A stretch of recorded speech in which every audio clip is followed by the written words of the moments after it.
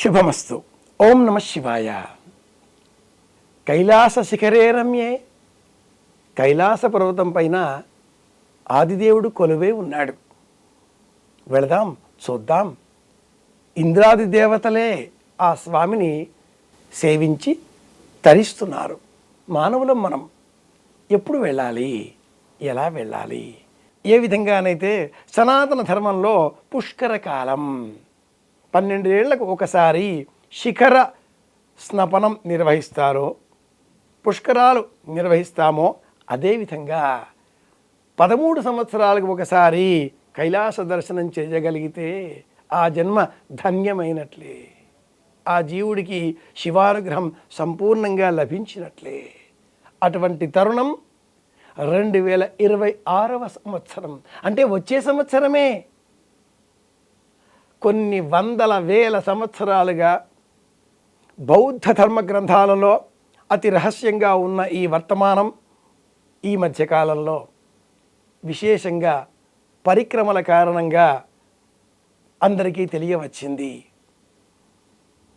2013వ సంవత్సరం అనంతరం ఇదే 2026వ సంవత్సరం వచ్చే సంవత్సరం. కైలాసం వెళదాం అనుకుంటున్నారా? ఇప్పుడే మీ పేరు నమోదు చేసుకోండి. మీరు కైలాసం వెళ్ళగలిగితే జన్మధన్యమైనట్లే. అమ్మా నాన్న ఉన్నారా? వారిని కూడా తీసుకుని వెళ్ళే ప్రయత్నం చేయండి. కైలాసానికి ఒక్కరు వెళ్ళకూడదు, వెంట ఎవరినైనా తీసుకుని వెళ్ళాలి. ప్రతి సంవత్సరం వెళ్ళాలి అన్న తాపత్రయం ఉంటుంది. వెళ్ళగలమో లేదో. 13 సంవత్సరాలకు ఒకసారి వచ్చే ఈ అమోఘమైన అశ్వ సంబంధితమైన సంవత్సరం, అశ్వ సంవత్సరంలో హార్స్ ఇయర్ అంటారు బౌద్ధ ధర్మంలో. ఈ ఒక్క సంవత్సరం పరిక్రమ చేస్తే చాలు, 13 సంవత్సరాల పరిక్రమ చేసిన పుణ్య ఫలం మనకు లభిస్తుంది, పరమేశ్వర అనుగ్రహం లభిస్తుంది. కనుక హర హర మహాదేవ, శంభో శంకర అంటూ పరమేశ్వర దర్శనం చేద్దాం, కైలాస పరిక్రమ చేద్దాం, శివానుగ్రహాన్ని పొందుదాం. శుభమస్తు. ఐ డ్రీమ్ ప్రేక్షకులకు నమస్కారం. కార్తీక మాసం శుభాకాంక్షలు. గురుగారు నమస్కారం. గురుగారు నమస్కారం. అబ్బాయి గురుగారు, ఈ కార్తీక పురాణంలో అంబరీషుడి యొక్క వృద్ధాంతాన్ని మరింత కాస్త తెలియజేస్తారా గురుగారు? అంబరీషుడు, దుర్వాసుడు, విష్ణువు, సుదర్శన చక్రం, ఈ 4 పాత్రలతో కూడుకున్న అంశమే కార్తీక పురాణంలో 26వ అధ్యాయం వివరిస్తుంది. గురుగారు, శ్రీమన్నారాయణమూర్తి భక్త సులభుడు. స్వామి నివాసం ఎక్కడ, చిరునామా ఎక్కడ అన్న అంశాన్ని ఈ 26వ అధ్యాయాన్ని చదువుకోవడం ద్వారా మనం తెలుసుకోవచ్చు. భక్తుల హృదయాలలో నా నివాసం అన్నాడు ఆ స్వామి నారదుడితో.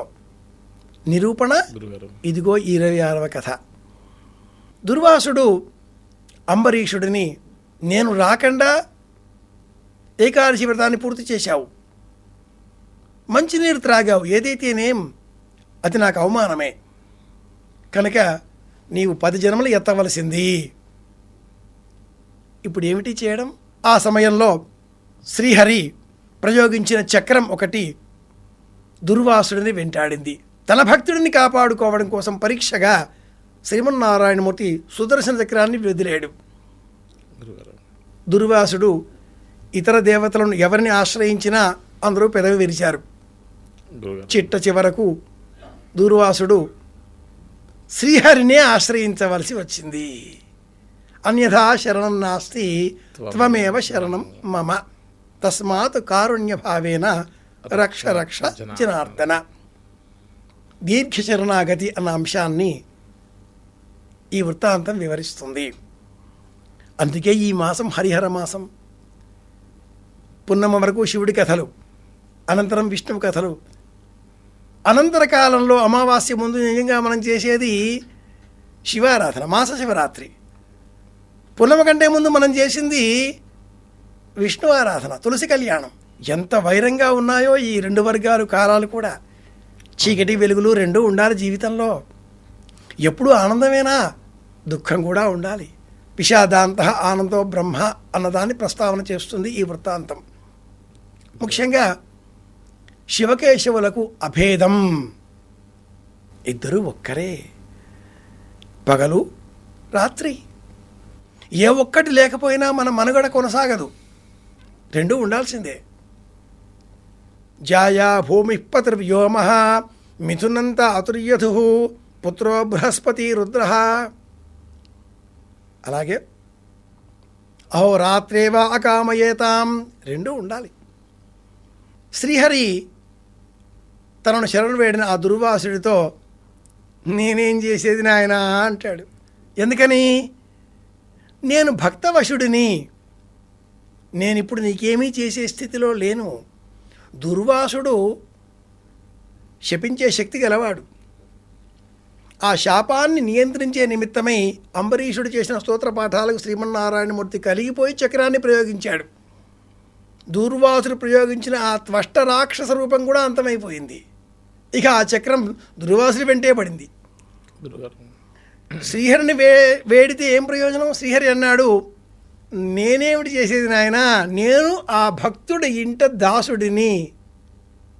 కనుక పరమాత్ముడిని మనసులో నిలుపుకొని మనం స్తోత్రం చేస్తే పరమాత్ముడు మనకు ప్రసన్నుడు అవుతాడు. విగ్రహంలో దైవత్వం మనం ఆపాదిస్తున్నాం. దైవత్వం మనలో ఉంది, అంతటా ఉంది. ఈ జ్ఞానం ఈ అధ్యాయం చదువుకోవడం ద్వారా పెంచుకోవాలి. తప్పకుండా ఈరోజు చేయవలసిన దానాలలో తులసి మొక్క దానం ఇవ్వాలి. ఇంటింటా తులసి అన్న నినాదాన్ని స్వీకరించాలి. ఏకాదశి వ్రతం అంటే ఏకాదశి నాటికి మాత్రమే కాకుండా దశమి, ఏకాదశి, ద్వాదశి 3 రోజులకు సంబంధించింది. కనుక అనంతరం శ్రీహరి ఏం చేశాడు? నేను అంబరీషుడి వశంలో ఉన్నాను నాయన అన్నాడు. భక్త సులభుడు కదా. ఇప్పుడు దుర్వాసుడు ఏం చెయ్యాలి? కార్యాలయంలో ఒక పని కోసం మనం ఒక దగ్గరికి వెళితే ఆ వ్యక్తి నా వల్ల కాదు, ఆయన వల్ల అంటాడు. ఆయన వల్ల కాదు, ఈయన వల్ల అంటాడు.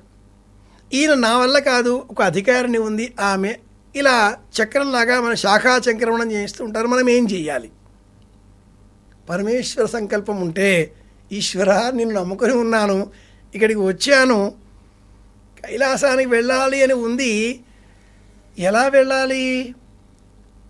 నేపాల్ ద్వారా వెళ్ళాలా? టిబెట్ ద్వారా వెళ్ళాలా? యూపీ మార్గంలో వెళ్ళాలా? గాల్లో వెళ్ళాలా? మనం కాదు నిర్ణయం చేసేది. పరమేశ్వర సంకల్పం ఉంటే ఏదో ఒకటి సిద్ధపడిపోతుంది. పరమేశ్వర సంకల్పం, పరమేశ్వర అనుగ్రహం లేకపోతే తలుపు దాకా వెళ్ళి వెనక్కి తిరిగి రావాల్సిన ఆగత్యం కూడా పట్టవచ్చు. కనుక ఈశ్వర సంకల్పం ప్రధానం, నిశ్చయమైన బుద్ధి ప్రధానం, శ్రద్ధ ప్రధానం. అంబరీషుడు శ్రద్ధతో ఏకాదశి వ్రతం చేశాడు. అది ఈ అధ్యాయం మనకు బోధించే అంశం. ఇది విషయం. గురుగారు 26వ అధ్యాయంలో కార్తీక పురాణం చాలా చక్కగా వివరించారు గురుగారు. ధన్యవాదాలు గురుగారు. కృష్ణార్పణం. And for more videos, please subscribe to iDream. Please subscribe to iDream. Please subscribe iDream. And please subscribe to iDream. For more videos, subscribe to iDream. please like, share and subscribe to the channel. Congratulations, iDream. Subscribe to iDream. Subscribe to iDream. So subscribe to iDream Media. iDream ki iDream team andarki huge congratulations. Please subscribe iDream Media. Please subscribe to iDream. Subscribe iDream. Please subscribe to iDream. iDream అంటే నా కళల ఛానల్ను subscribe చేసుకున్న నోరు తిరుగుతలేదు. మీరైతే గంట గుర్తు కొట్టండి. For more such videos, please subscribe to iDream. Subscribe to iDream. Please subscribe to iDream. Please subscribe iDream Media. Please do subscribe to iDream. Please subscribe to iDream Media. For best entertainment and information, please subscribe iDream. And don't forget to subscribe to iDream.